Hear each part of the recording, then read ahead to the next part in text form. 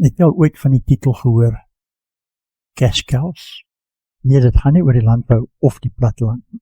In die Suid-Afrikaanse politieke en ekonomiese wese is dit 'n absolute vlijmskerp metafoor. Dit beskryf hoe die ANC wit belasting betaal en wit besighede as 'n melkkoei gebruik, bloot om 'n stelsel van eliteverryking en korrupsie aan die lewe te hou.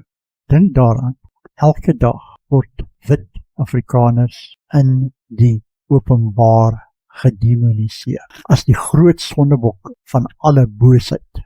Maar aan die ander kant, agter geslote deure, kan die staatskas nie 5 minute sonder hulle geld klaarkom. Ek het gaan kyk hoe hierdie perverse stelsel aan mekaar gesit is, sodat jy dit nie hoef te doen. Kom ons kyk saam na die retoriek. Die konsep van white monopoly capital het die afgelope jare 'n absolute gunsteling tema geword in die Suid-Afrikaanse politieke debat. Partye soos die EFF en sekere ANC faksies gebruik dit konstant om te beweer dat die klein wit elite steeds al die ekonomiese mag besit en dat hulle die enigste rede is hoekom BEE transformasie nie slaag, maar dit is 'n perfekte rookskerm, my vriend. Terwyl hulle hierdie rassistiese retoriek gebruik om hulle eie monumentale mislukking te verdoesel, staan die ANC elite letterlik elke maand reg by die melkkoei met 'n emmer. Hulle het die wit belastingbetalers nodig om die ligte aan die gang te hou.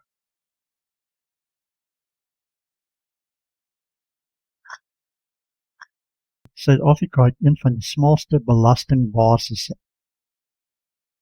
in die wêreld en die hoogste belastingbetalers is oorwegend wit.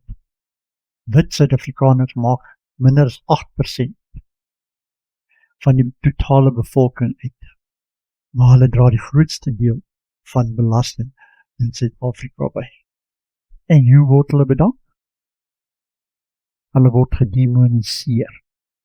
Selfs die voormalige aartsbiskop Desmond Tutu het in 2026 voorgestel dat wit Suid-Afrikaners nou 'n ekstra tax moet betaal om die onregte van die verlede reg te stel.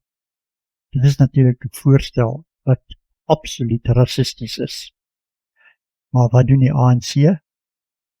Hulle begin daai idee ernstig oorweeg as 'n wit belasting om BEE status te koop waar besighede 3% van hulle inkomste direk aan 'n sogenaamde transformasiefonds moet betaal. Dit is niks anders as institusionele afpersing. Nou vra jouself af waar daai melk heen sal gaan, terwyl wit belastingbetalers die staatskas vol maak. Gaan daardie 3% heel moontlik direk na die kader elite toe, wat niks omgee vir werklike dienslewer. Die ANC word openlik beskuldig dat hulle staatshulpbronne as 'n cash cow gebruik vir hulle eie kaderontplooiing.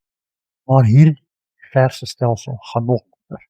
Ontleeders wys dat daar sekere groot wit sakebelange vir Ramaphosa en sy CR17 veldtog destyds toe hy president wou word met 1 miljard rand gesteun het en dat hulle nog steeds 'n reuse invloed op regeringsbeleid uitoefen.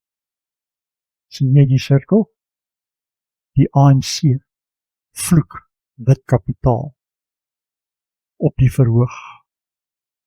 Agter die toedeure en gordyne bedel hulle vir wit finansier en wit belastinggeld om hulle mag te behou.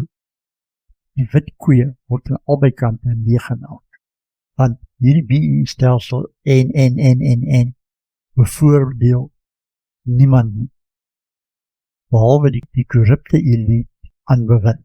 Wit belastingbetalers word finansiëel gewurg, en terwyl dienste in mekaar stort, word swart Suid-Afrikaners ontneem van die werklike ekonomiese transformasie wat destyds aan hulle beloof was. En die ekonomie stagneer, omdat die regering, die ANC, meer gepla is oor die herverdeling van bestaande rykdom onder mekaar, as die skeping van nuwe welvaart in Suid-Afrika.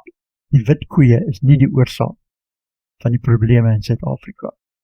Hulle is die simptoom van die stelselike mislukking beloon, korrupsie beskerm, en diegene wat die meeste bydra, die swaarste sal straf. So wat dink jy? Word wit Suid-Afrikaners as melkkoeie cash cows deur die ANC gebruik? Los jou gedagtes in 'n kommentaar. Deel hierdie video met jou vriende en laat jou stem hoor, en soos altyd, bly wakker en bly ingelig.